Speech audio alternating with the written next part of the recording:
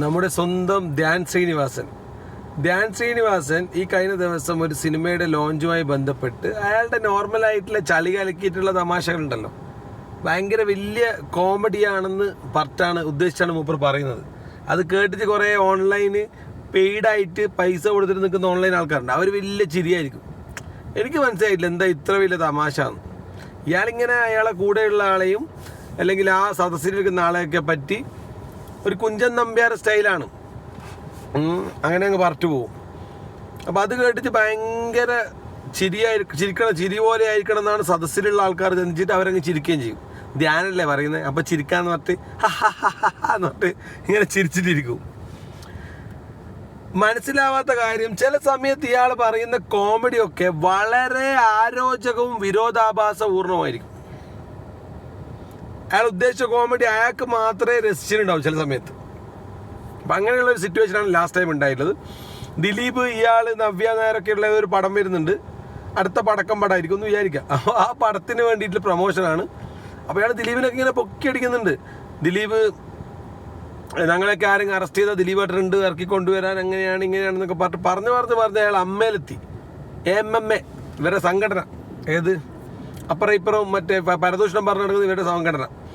അപ്പോൾ ഈ സംഘടനയെ ബന്ധപ്പെട്ട് ഇയാൾ പറഞ്ഞ അമ്മയുടെ പ്രസിഡന്റ് ആകാൻ എന്നെ ക്ഷണിച്ചിട്ടുണ്ടായിരുന്നു, അപ്പോൾ ഞാൻ അതിൽ എനിക്ക് താല്പര്യമില്ലെന്നും, അപ്പോൾ അജു വർഗീസൊക്കെ എന്നെ ഇങ്ങനെ നിർബന്ധിക്കുന്നുണ്ട് എന്നൊക്കെ പറഞ്ഞ് ഇയാൾ പറഞ്ഞ് എവിടെ എത്തി? നമ്മുടെ ഇളയ ദളപതി തമിഴ്നാട് ചീഫ് മിനിസ്റ്റർ വിജയ് സാറിൻ്റെ അടുത്ത് വരെ എത്തി. വിജയ് സാർ തമിഴ്നാട്ടിലായ പോലെ ഞാൻ കേരളത്തിൽ CM ആകാമെന്നുള്ള രീതിയിലുള്ള സംസാരമൊക്കെ വന്നു. വിജയ് എവിടെ കിടക്കുന്നു, താങ്കൾ എവിടെ കിടക്കുന്നു? കടലും കപ്പലണ്ടിയും തമ്മിലുള്ള ഒരു ഉപമയായിപ്പോയി അത്.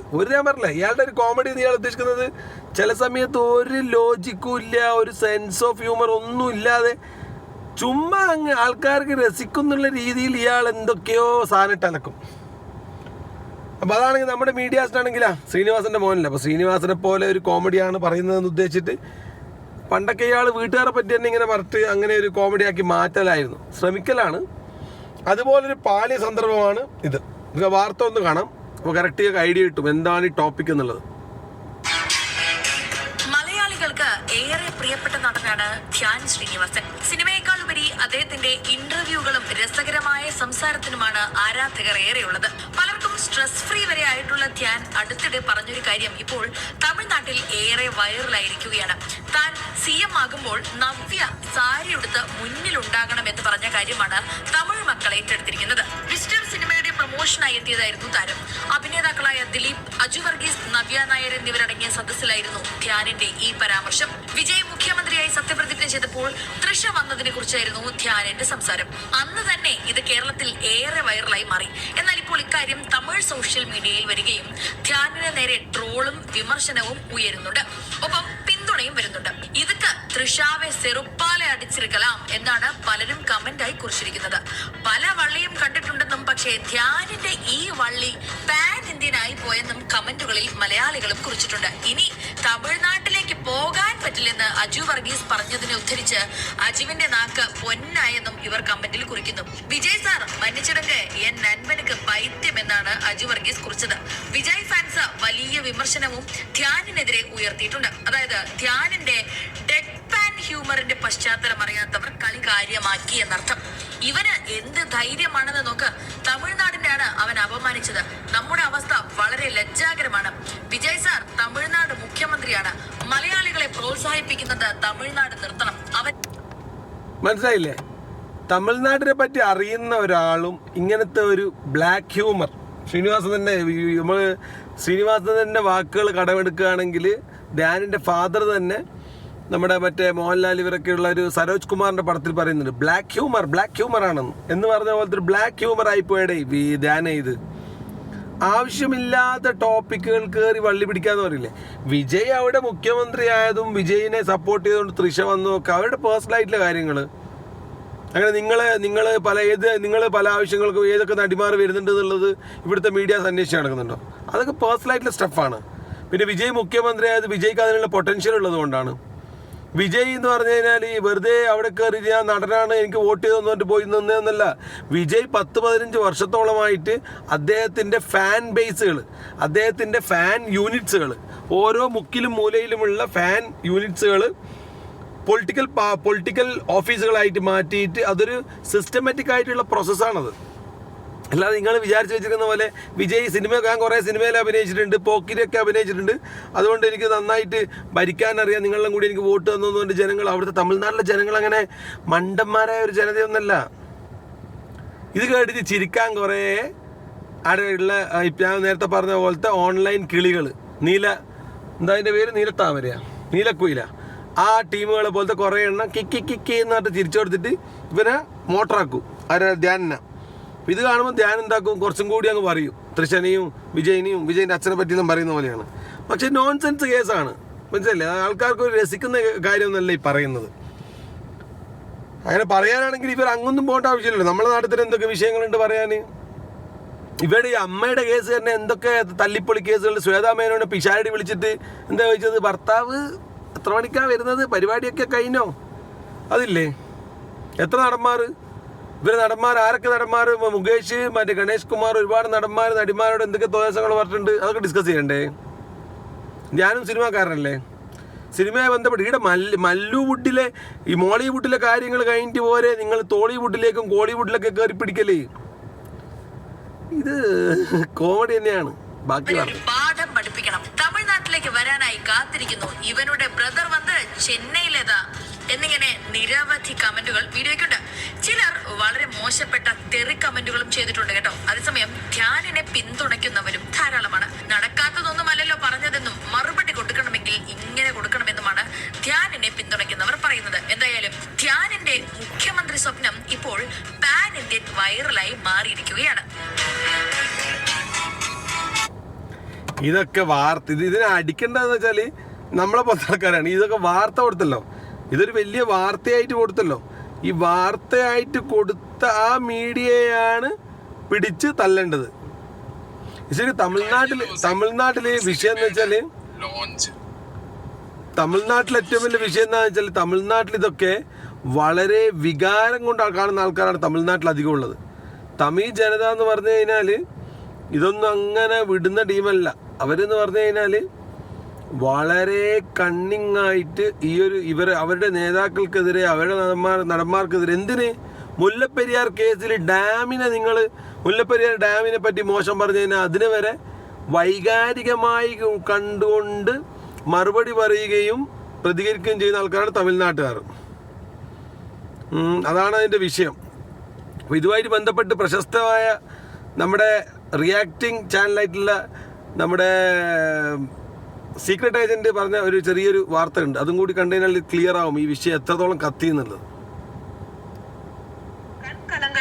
நடிகை நவ்யா நாயகரை குறிப்பிட்ட நடிகர் தியான் ஸ்ரீனிவாசன் கிண்டல் அடித்தது தற்போது சமூக வலைதளங்களில் வைரலாகி வருகிறது. கேரளாவில் நடைபெற்ற விசிட்டர் பட அறிமுக நிகழ்ச்சியில் மலையாள நடிகர் தியான் பேசிய பேச்சு சமூக வலைதளங்களில் வைரலாகி வருகிறது. முதல்வர் விஜய் குறித்த மலையாள நடிகர் தியான் பேசியதாக சமூக வலைதளத்தில் பரவும் கருத்துக்கள் தற்போது வெளியாகி இருக்கிறது.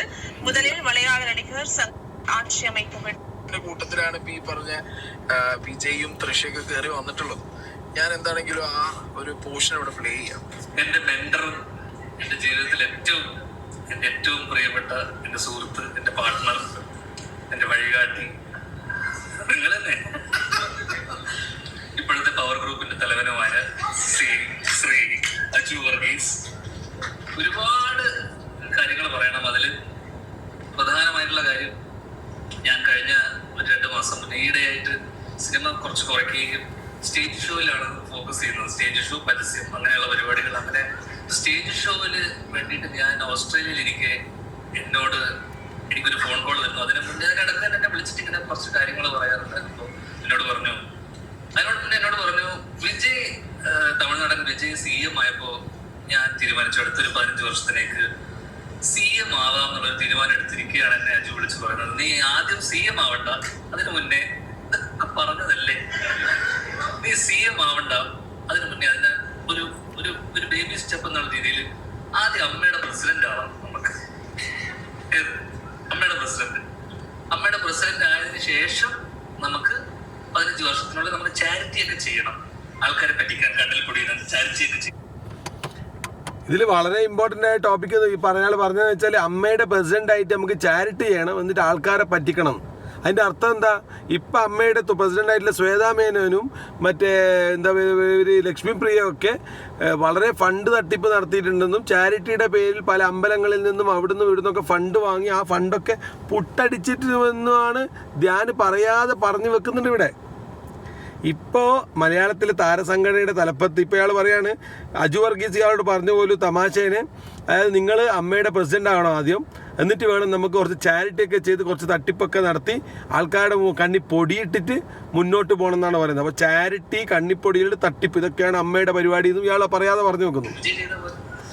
എന്നിട്ട് നമുക്ക് പതിയെ പതിയെ പതിയെ CM ആവാം. ആദ്യം അമ്മയുടെ പ്രസിഡന്റ് ആയ ശേഷം CM ആവാം. ഓസ്ട്രേലിയയിലിരിക്കുന്നു, അപ്പൊ നാട്ടിൽ ഇങ്ങനത്തെ വാർത്തകൾ വരുന്നു, ഞാൻ അമ്മയുടെ ഇതിലേക്ക് വരുന്നു എന്നൊക്കെ. അങ്ങനെ ഇടയ്ക്ക് കുറച്ച് പേരിനെ, കുറെ അമ്മമാരും അതിനിടയിലുള്ള കുറെ അവിടുത്തെ കുറെ ആൾക്കാരൊക്കെ എന്നെ വിളിച്ച് അജു പറഞ്ഞതിന്റെ അജുവിന്റെ ഗ്രൂപ്പ് ഇത് വലിയ കേൾക്കാനൊന്നുമില്ല. നമ്മളിവിടെ പ്ലേ ചെയ്യുന്നത് വിരോധം പിന്നെയും മണ്ടത്തരായിപ്പോൾ. അതായത് ഇവൻ പറയുന്നത് എന്താ വെച്ചാൽ ഇവനെ അമ്മയുടെ പ്രസിഡന്റ് ആക്കണമെന്ന് ഇവൻ മറ്റേ ഇയാൾ പറഞ്ഞു പോലും, ഇയാളുടെ പേര് നമ്മുടെ അജു വർഗീസ് പറഞ്ഞു. അപ്പോൾ അജു വർഗീസ് പറഞ്ഞ പോലെ നീ അമ്മയുടെ പ്രസിഡന്റ് ആദ്യം ആകണം, എന്നിട്ടാണ് നീ കേരളത്തിൻ്റെ മുഖ്യമന്ത്രി ആകേണ്ടത്. എങ്ങനെയാണെന്ന് വെച്ചാൽ വിജയ് ആയതുപോലെ. അപ്പോൾ വിജയ് ആയപ്പോൾ തൃഷ വന്നതുപോലെ ഇയാളായിക്കഴിഞ്ഞാൽ മുമ്പിൽ നവ്യ നായർ വരണം എന്നൊക്കെ പറഞ്ഞിട്ട് ഒരു ക്ലീശേ ആയിട്ടുള്ള പ്രൊവോക്കിംഗ് ആയിട്ടുള്ള ജനങ്ങളുടെ മുമ്പിൽ ഒരു നോട്ടീസ്. ഇപ്പോൾ എവിടെയാണ് ഇയാൾ സംസാരിച്ചത്? ഇത് ഒരു സിനിമയുടെ പ്രൊമോഷനുമായിട്ട് ബന്ധപ്പെട്ട്. അപ്പോൾ ഏതാ സിനിമ? ആ സിനിമ നമുക്കൊന്ന് കണ്ടാലോ എന്ന് വിചാരിച്ചിട്ട് അങ്ങനെ വീണ്ടും ജനങ്ങളെ തിയേറ്ററിലെത്തിക്കാനുള്ള ഒരു ശ്രമം, വിഫല ശ്രമം മാത്രമാണിത്. ഇത് ഇയാൾ ആദ്യമായിട്ടും ചെയ്യുന്നതല്ല.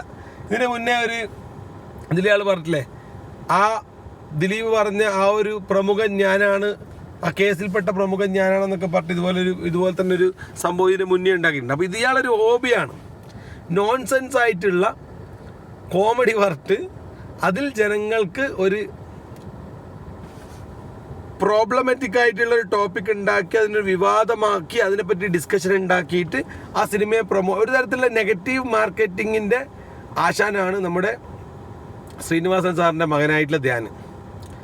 അത്രയേ ഉള്ളൂ. ഇത് പിന്നെ തമിഴ്നാട്ടിലെ ആൾക്കാർ നേരത്തെ പറഞ്ഞ പോലെ മുല്ലപ്പെരിയാറിലെ വെള്ളത്തിന് വരെ കുറ്റം പറഞ്ഞു കഴിഞ്ഞാൽ അതിന് വരെ വൈകാരികമായി എടുക്കുന്ന ആൾക്കാരാണ്. അപ്പോൾ പിന്നെ അവരുടെ കണ്ണിലുണ്ണിയായ വിജയ് സാറിനെയും വിജയിൻ്റെ ഇളയ ദളപതിയെയും പിന്നെ അതുപോലെ തന്നെ തൃഷ മാമിനെയൊക്കെ പറഞ്ഞു കഴിഞ്ഞാൽ അവർ തെറി വിളിക്കും, സ്വാഭാവികം. ആ തെറിയാണ് ഇപ്പം ധ്യാൻ കിട്ടിക്കൊണ്ടിരിക്കുന്നത്. പിന്നെ തമിഴ്നാട്ടിൽ പോകാൻ പറ്റില്ല എന്നൊക്കെ പറഞ്ഞാൽ അതൊക്കെ നമ്മുടെ നാട്ടിലെ മാധ്യമങ്ങൾ വെറുതെ കയറ്റി അടിക്കുന്നതാണ്, നോ യൂസ്. അപ്പോൾ ഇതാണ് ഈ topic. Will see with next topic next day. Bye.